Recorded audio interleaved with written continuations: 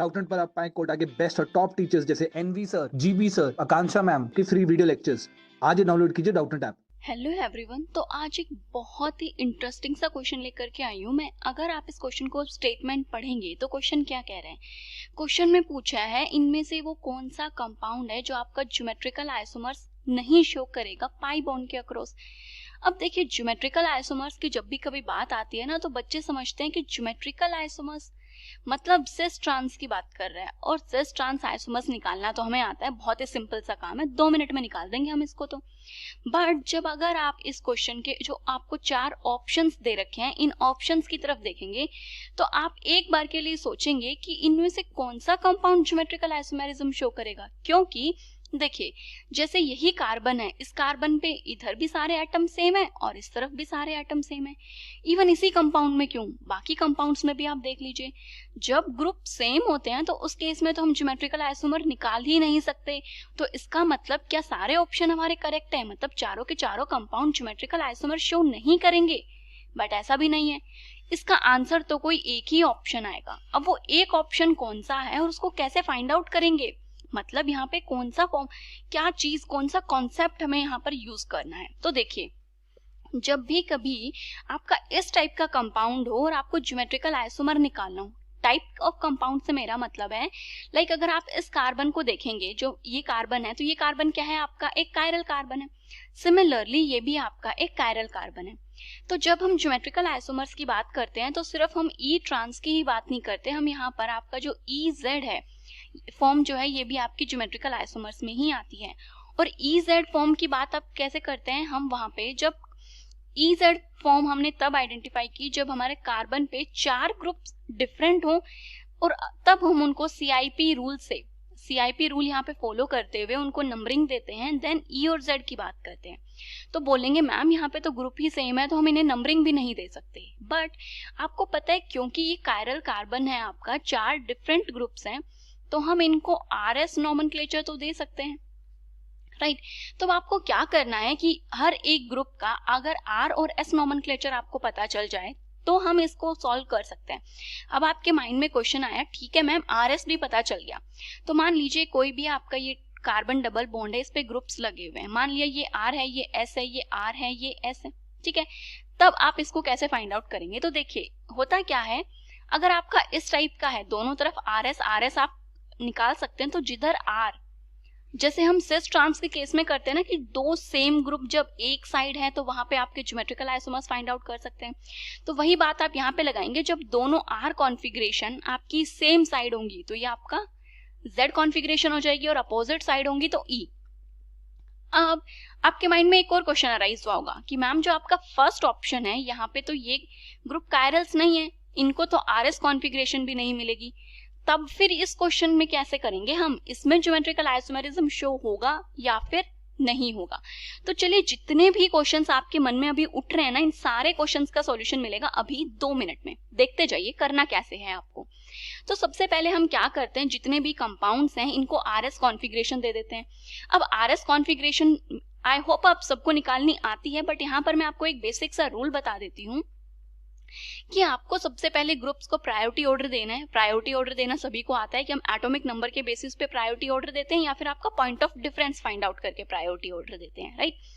उसके बाद नेक्स्ट, अगर आपका जो लीस्ट प्रायोरिटी का ग्रुप है, क्या बात कर रही हूं मैं, देखिए यहाँ पे लीस्ट प्रायोरिटी ग्रुप, अगर लीस्ट प्रायोरिटी ग्रुप आपका कहां पर होता है, डैश पे, तो उस केस में आपकी जो भी कॉन्फ़िगरेशन आती है सेम वही कॉन्फ़िगरेशन रहेगी।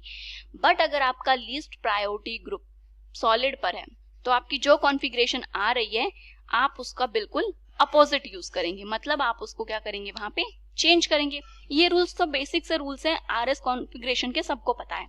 तो चलिए पहले आरएस कॉन्फ़िगरेशन देखते हैं। तो यहाँ पर 3 ग्रुप्स हमें पता है, 4th ग्रुप बेसिक अंडरस्टूड है कि आपका हाइड्रोजन है और वो आपका मतलब बैकवर्ड साइड में है। अगर आप इस मॉलिक्यूल को देखेंगे तो मतलब डैश पे है, तो मतलब जो कॉन्फ़िगरेशन हम कैलकुलेट करेंगे वही कॉन्फ़िगरेशन उसकी रहेगी। तो उसको छोड़ देते हैं, बाकी ग्रुप्स को हम प्रायोरिटी देंगे। तो ये इधर है आपका, इस कार्बन पे एक मिथाइल है, देन आपका ये कार्बन है। तो देखिए जो ये वाला कार्बन है ये दूसरे एक कार्बन से अटैच्ड है और यहाँ पे मिथाइल ग्रुप से अटैच्ड है, मतलब ये कार्बन 2 और कार्बन से अटैच्ड है, ओके। देन इस कार्बन की अगर मैं बात करूं तो ये कार्बन किस किस से अटैच्ड है, यहाँ पे भी कार्बन है, इधर भी कार्बन है और इधर भी कार्बन है, ये तीन कार्बन से अटैच्ड है। तो आपको पता है कि इस कार्बन की प्रायोरिटी क्या होगी, आपकी ज्यादा होगी, मतलब ये प्रायोरिटी 1 पे आएगा, देन ये कार्बन आपका प्रायोरिटी 2 पे आएगा और ये क्या आएगा आपका प्रायोरिटी नंबर 3 पे। तो इसके अकॉर्डिंग जब आप इसको RS नॉमेनक्लेचर देंगे तो आप कैसे मूव करेंगे, 1 2 3, ये डायरेक्शन आपने मूव की, ये डायरेक्शन मूव की हमने क्लॉकवाइज। क्लॉकवाइज का मतलब है ये R कॉन्फ़िगरेशन है, मतलब इस कार्बन की कॉन्फ़िगरेशन क्या है आपकी R। जब आप इस सेकंड ये कार्बन की बात करेंगे तो भी यहाँ पे भी हमें नंबरिंग देनी पड़ेगी। तो नंबरिंग अब आपको पता ही चल गई, ये आपका 1 होगा, ये 2 है और ये मिथाइल क्या है आपका 3। अब जब आप रोटेट करेंगे तो आप रोटेट करेंगे ऐसे 1 2 3 और हम एंटी क्लॉकवाइज रोटेट करें, मतलब जिस डायरेक्शन में हमारी घड़ी मूव करती है उससे बिल्कुल अपोजिट मूव किया, तो ये आएगी आपकी S कॉन्फ़िगरेशन। अब आपको पता है कि अगर हमें ज्योमेट्रिकल आइसोमर्स फाइंड आउट करने हैं तो उसके लिए आपकी कॉन्फ़िगरेशंस डिफरेंट होनी चाहिए। जैसे अगर आपका जो कार्बन है डबली बॉन्डेड उस पे सेम ग्रुप्स प्रेजेंट हो, ए कोई भी दो सेम ग्रुप प्रेजेंट है, तो उनमें हम कभी भी ज्योमेट्रिकल आइसोमर्स की बात नहीं करते। और यहाँ पे इन दोनों ग्रुप्स की कॉन्फ़िगरेशन क्या है, डिफरेंट है, एक R है एक S कॉन्फ़िगरेशन का है, तो इसमें हम ज्योमेट्रिकल आइसोमर की बात करेंगे। बट अब करेंगे कैसे, तो देखिए ये एक बेसिक सा रूल है या फिर कहीं थंब रूल है जो कि आपको हमेशा याद रखना है कि जो आपकी R कॉन्फ़िगरेशन होती है, इस जो R और S में जब अगर प्रायोरिटी की बात करें तो R कॉन्फ़िगरेशन को हम हायर प्रायोरिटी पे रखते हैं। तो R कॉन्फ़िगरेशन को क्या रख रहे हो आप, हायर प्रायोरिटी पे।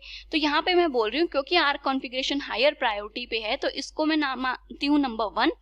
S कॉन्फ़िगरेशन की प्रायोरिटी कम है तो ये हो जाएगा आपका 2। उसी के अकॉर्डिंग CIP रूल के अकॉर्डिंग अगर आप H और CH3 में बात करेंगे तो मिथाइल की कॉन्फ़िगरेशन, मिथाइल जो ग्रुप है इसकी प्रायोरिटी ज्यादा होगी तो ये आएगा 1 और ये आएगा 2। अब हायर प्रायोरिटी के ग्रुप क्या है, एक दूसरे के अपोजिट है। जब हायर प्रायोरिटी ग्रुप एक दूसरे के अपोजिट होते हैं तो ये कौन सी कॉन्फ़िगरेशन शो करेंगे, आपका E कॉन्फ़िगरेशन को शो करता है। तो मतलब जो फर्स्ट कंपाउंड है ये ज्योमेट्रिकल आइसोमेरिज्म शो कर रहा है, तो ये तो हमारा ऑप्शन यहाँ पर बिल्कुल भी नहीं होगा। चलिए सेकेंड ऑप्शन पे मूव करते हैं। अब कायरल कार्बन है क्लोरीन, ये तो एटॉमिक नंबर में ही सबसे ज्यादा जीत चुका है, तो इसका तो प्रेफरेंस ऑर्डर क्या हो जाएगा, सबसे हाईएस्ट। उसके बाद आपको पता है इधर मिथाइल ग्रुप है और ये जो कार्बन है ये फर्दर कार्बन से अटैच्ड है और ये सिर्फ हाइड्रोजन से अटैच्ड है, तो ये आएगा आपका सेकंड प्रायोरिटी पे और ये आ जाएगा आपका थर्ड प्रायोरिटी। अब आप कैसे रोटेट करेंगे, 1 2 3 क्लॉकवाइज रोटेट कर रहे हैं, तो इस कार्बन की कॉन्फ़िगरेशन है आपकी R। अब अगर इस कार्बन की कॉन्फ़िगरेशन की बात करूं मैं यहाँ पे, तो देखिए सबसे ज्यादा प्रेफरेंस CH3 की, देन ये सेकंड कार्बन और ये आपका आएगा थर्ड कार्बन। रोटेट कर रहे हैं हम 1 2 3, ऐसे रोटेट करोगे ना आप, और ये तो एंटी क्लॉकवाइज डायरेक्शन है तो मतलब आपकी S कॉन्फ़िगरेशन होगी, बिल्कुल भी मत कर देना ऐसा। अभी आपको मैंने बोला जब अगर आप अब यहाँ पे जो आपका हाइड्रोजन है वो कहाँ पर प्रेजेंट है, सॉलिड पे ना, तो मैंने क्या कहा, लीस्ट प्रायोरिटी ग्रुप उसको फोर्थ पोजीशन मिलेगी।